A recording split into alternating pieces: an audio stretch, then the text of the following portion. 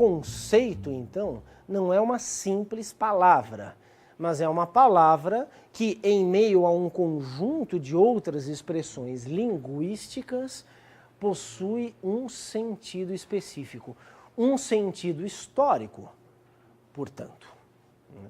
Nem toda palavra é um conceito. É necessário que as palavras tenham se articulado e tenham adquirido uma determinada complexidade, algumas em função de outras, para que daí surja um conceito.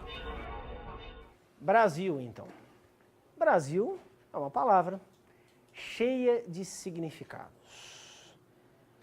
Brasil expressa realidades porque emerge de realidades, mas Brasil pode ser inadvertidamente utilizado para explicar realidades que não criam ideias de Brasil.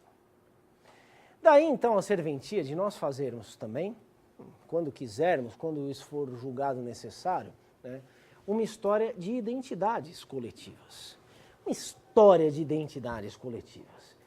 É uma história de um fenômeno social, né? Um fenômeno social que de alguma forma sempre se expressa ao longo da história. Como que as pessoas expressam o seu pertencimento a um determinado grupo? Porque todas as pessoas fazem parte de grupos.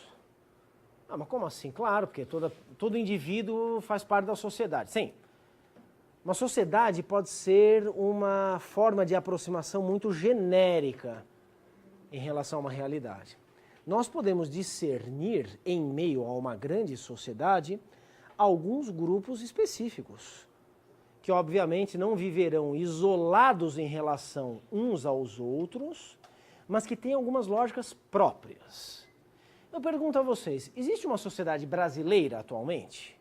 Alguém poderia dizer, sim, sabemos quem são os brasileiros, mas os brasileiros formam uma sociedade isolada das sociedades de outros países? Não. Vocês estão dispostos a admitir isso? Né? Temos contato o tempo todo, temos estrangeiros, somos meio estrangeiros, temos parentes estrangeiros, falamos outras línguas, nos conectamos com o mundo, circulamos pelo mundo, estudamos história. Né? Quer dizer, obviamente que não existe uma sociedade brasileira isolada por completo do restante da humanidade. Existem pouquíssimas sociedades isoladas do restante da humanidade. Né? Algumas tribos indígenas com pouquíssimo contato com o restante da humanidade. Né? Não sei se dá para dizer de alguma completamente isolada. Essas formas de inserção, né, de grupos sociais numa realidade mais ampla passam necessariamente pelo compartilhamento de algumas experiências em comum. Né? E a imprensa joga o seu papel nisso. Né? Um importante autor chamado Benedict Anderson, né, escreveu um livro em 1983, publicou em 1983, chamado Comunidades Imaginadas. E ele argumenta de modo pioneiro que uma das formas de criação, então, de uma comunidade, né, coesa é o compartilhamento de algumas experiências em comum, como, por exemplo, aquelas propiciadas, as experiências, pela imprensa. O fato, então, de vocês ligarem a TV e assistirem um programa qualquer, né, sabendo que outras 30 milhões de pessoas estão assistindo aquele mesmo programa, mesmo que vocês não conheçam, obviamente, as outras 30 milhões de pessoas, faz com que vocês se sintam parte de algo. Alguns programas mais do que outros. Né? É um tipo de experiência propiciado pela vida moderna, diz o Benedict Anderson. E por aí nós temos então uma chave, né, uma perspectiva possível de entendermos o que são essas identidades coletivas. Né? Um exercício aqui hipotético. Né? Se alguém perguntasse para vocês, o que você é? Essa pergunta só faria sentido a depender do contexto do país. E perguntarem, o que você é? Aí você fala, sou brasileiro. Né? Sim, mas o brasileiro pode ser também homem, pode ser mulher, pode não se reconhecer nem como homem, nem como mulher, né? Pode ser homem e pode ser homossexual, pode ser mulher e pode ser homossexual, pode ser bissexual, pode ser, enfim, um monte de coisas que são identidades de gênero, né? Ultimamente está meio na moda aí, né, a defesa da constituição de indivíduos sem gênero, né? Eu entendo que isso faz parte de um conjunto de amadurecimentos da nossa sociedade que são excelentes, extremamente positivos, né, em relação ao reconhecimento da diversidade humana, que sempre pautou a diversidade humana, mas nem sempre foi devidamente reconhecida essa diversidade como positiva, como natural, como constitutiva de todo e qualquer agrupamento humano.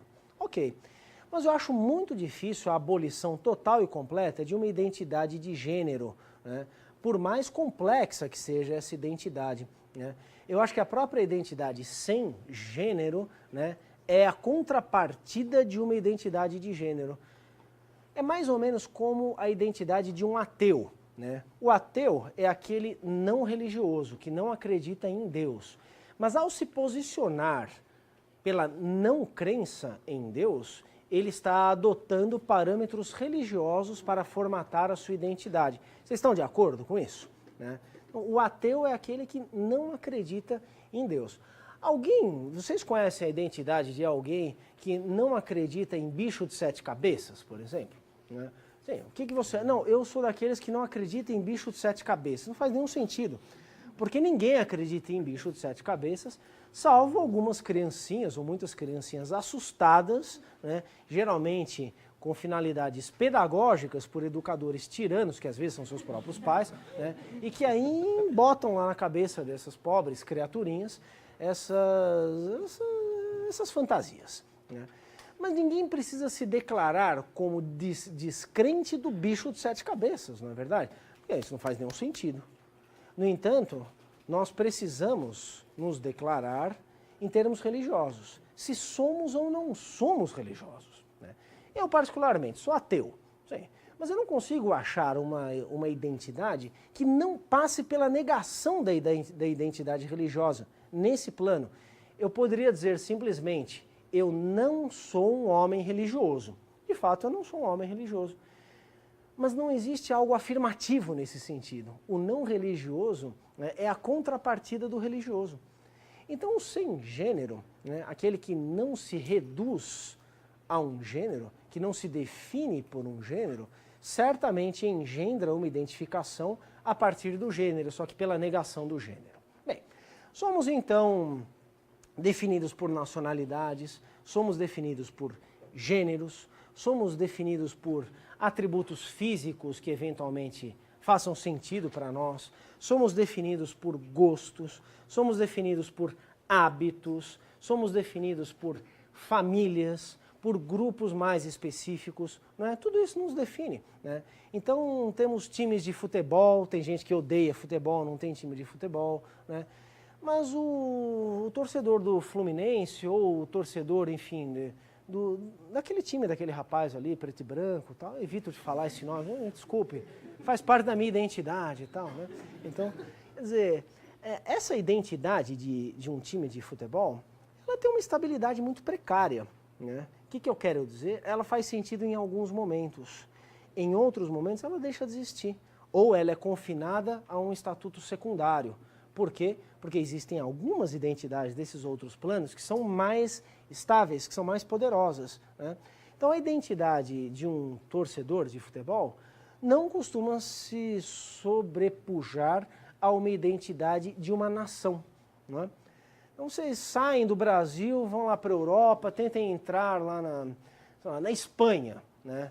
Tem lá um serviço de imigração na Espanha que odeia brasileiro, né? Então, que acha que todo brasileiro que está indo lá é para roubar emprego e não sei o quê. Então, tenta entrar no aeroporto de Madrid, se alguém já teve essa experiência, é um pesadelo, é um lugar horroroso lá, tal. Pessoas são tratadas como criminosas. Bom, legal. Bem, de onde o senhor vem? Ah, eu venho da Laranjeiras, que é o estado do Fluminense. Não, isso não é resposta digna. O cara quer saber se você é brasileiro, né? O cara quer saber se você é brasileiro. Isso, então, faz muito mais sentido, a ponto, inclusive, de possibilitar, né, a criação de uma organização política específica. Porque não existe um estado correspondente a um time de futebol. Né? Ah, mas tem o Barcelona na Catalunha. Sim, mas tem o Espanhol na Catalunha também, que não por acaso se chama Espanhol e não Barcelona. Né? Mesmo na Catalunha, que está tentando se tornar agora um país independente, né? Não à toa, né? A crise econômica bate, separatismo, nacionalismo, essas coisas voltam à tona. Não sei se vocês acompanharam, há 2 semanas atrás, teve uma manifestação entre 600 mil e 2 milhões de pessoas foram às ruas em Barcelona pedir a independência da Catalunha. Né? Parênteses, interessante isso, né? A polícia sempre afirma que tem menos e os organizadores do evento sempre afirmam que tem mais. Só que de 600 mil para 2 milhões é uma baita de uma diferença, né, pessoal? Uma realidade meio turva aí, né? Quer dizer, não importa saber se tem 600 mil indivíduos ou mais de 3 vezes mais indivíduos, né? Mas enfim, isso é só um fenômeno curioso, uma brincadeira com a escala humana a desprezar uma coisa absolutamente essencial para nós, quantidade de pessoas. Bom, como quer que seja, né? Esses separatismos, esses nacionalismos, essas tentativas, então, de tirar um grupo de pessoas, uma região de um país para formar outro país, mostram um anseio de organização política, coisa que times de futebol não são jamais capazes de fazer. Assim como as nossas questões de gênero também não são capazes de fazer, não é? As identidades religiosas, por vezes, são, não é? Então, existem estados que são oficialmente religiosos no mundo. República Islâmica disso. Né? Em geral, as repúblicas cristãs, elas não oficializam, né, o seu caráter religioso, muitas vezes fundamentalista. Né? Mas, enfim, basta vocês observarem os debates, né, a campanha para presidente nos Estados Unidos, para vocês verem que tem fundamentalismo não islâmico no Ocidente. Né? Aqueles protestantes completamente malucos lá que são fundamentalistas. Então chegam a propor, obviamente, um Estado apenas de protestantes, né? Mas digamos que se empenham ativamente, né, no exercício dessa política a nível nacional como representantes de uma religião. No Brasil isso está acontecendo também. Né? Nosso parlamento faz um bom tempo foi tomado aí, né, por, enfim, soldados de Cristo em vários sentidos, né, que em nome da religião são representantes da sociedade. Só que o Estado é laico, por mais que a sociedade seja religiosa. Essa é uma outra discussão.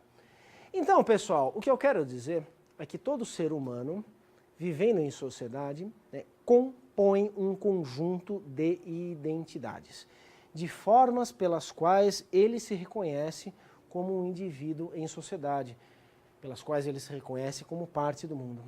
Sempre é assim. Essas formas variam ao longo da história, isto é, variam no tempo e no espaço. É sempre assim. Né? Fazer então uma história dessas identidades coletivas nos permite, né, analisar então mais uma vez uma vasta gama de fenômenos, né, que se descortina a partir dessa observação.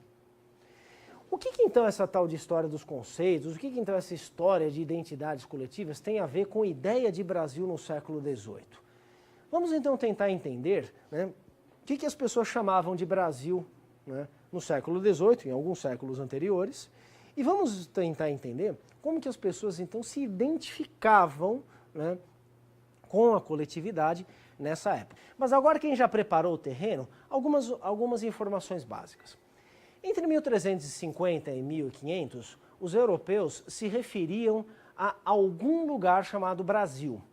Esse Brasil podia ser no singular, podia ser no plural, podia ser grafado de diferentes maneiras. Algum lugar do mundo podia ser chamado de Brasil. Onde era exatamente esse lugar, ninguém sabia ao certo. Né? Sobretudo porque o mundo era muito desconhecido antes das grandes navegações europeias de finais do século XV e começo do século XVI. Embora esse desconhecimento não previsse, né, a abertura significativa de novos horizontes no mundo. O que eu quero dizer? Algo que eu já disse lá no semestre passado, né, que com as grandes navegações e com a chegada então dos europeus à América, esses europeus tiveram que mudar a visão de mundo que eles tinham. Porque o mundo, sendo uma criação divina, era necessariamente uma criação perfeita. E uma criação perfeita não pressupõe, então, né, a colocação de algo que já não estivesse lá. É assim, então, que os europeus aprendem a lidar com a América, né, a partir da ideia de que a América foi revelada a eles por Deus. A América já estava lá, porque a obra divina ela é sempre perfeita. Só que, como bons portadores, então, dessa ordem divina, os europeus acreditavam que o mundo já estivesse pronto desde sempre e que eles conheceriam o essencial do mundo. Um novo continente não fazia parte desses planos. Quando ele se tornou inevitável, o reconhecimento de um novo continente trouxe consigo a ideia que nós poderíamos, usando um termo do Mircea Eliade, que é um grande estudioso da história das religiões, esse descobrimento foi visto como uma hierofania, isto é, a revelação do sagrado. O sagrado pode se revelar em qualquer coisa, né? Qualquer objeto, em qualquer evento, em qualquer movimento da natureza, em qualquer movimento do homem, em qualquer coisa podemos ver, supostamente, manifestações dos desígnios de Deus. A América, então, já estaria lá, porém, naquele momento ela estaria sendo revelada por vontade divina.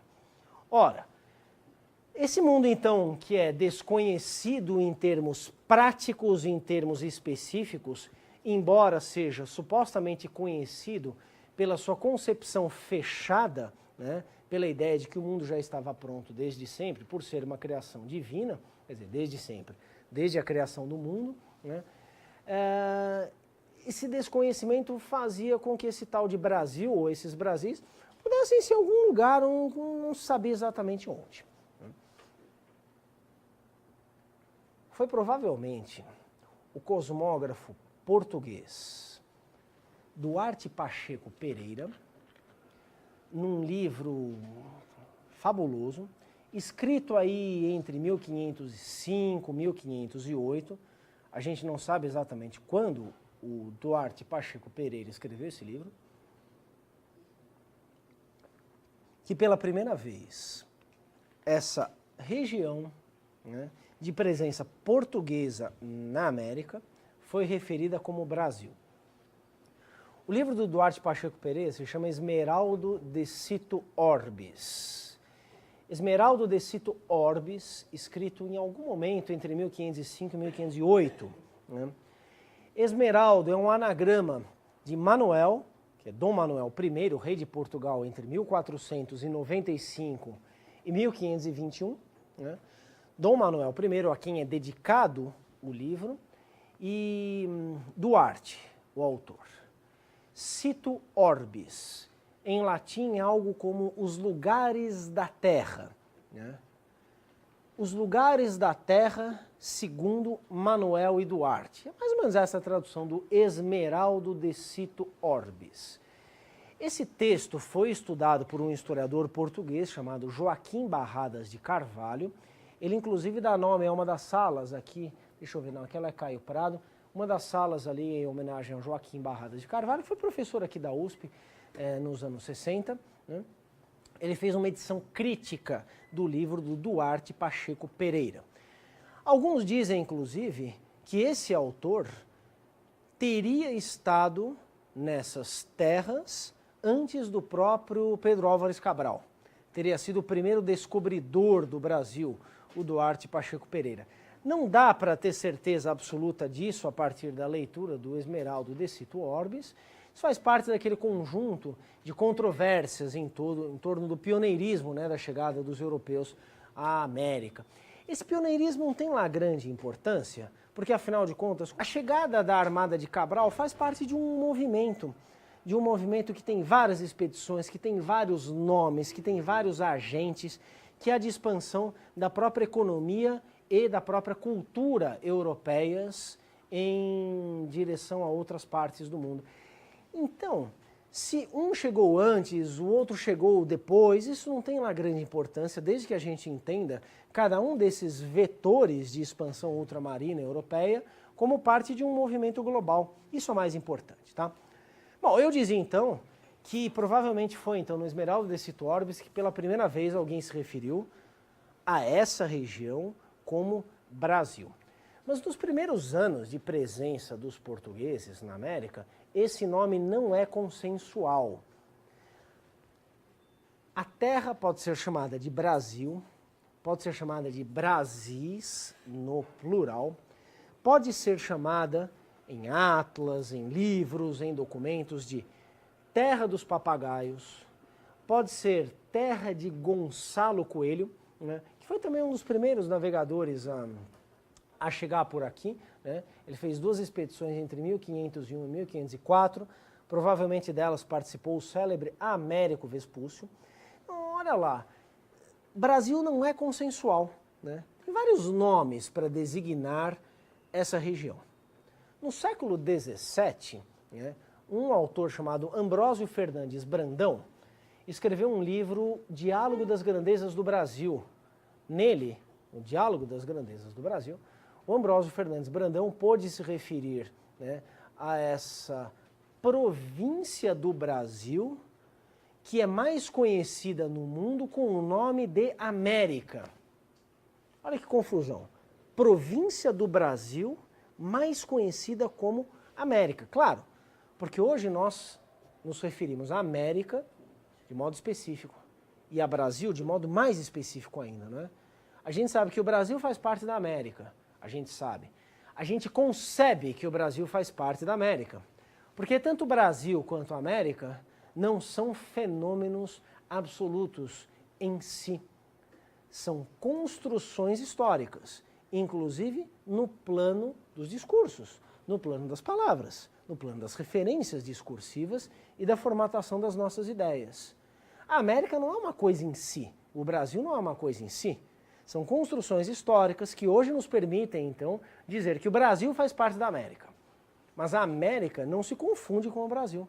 Só que no começo do século XVII, um autor podia dizer que a província do Brasil era mais conhecida como América.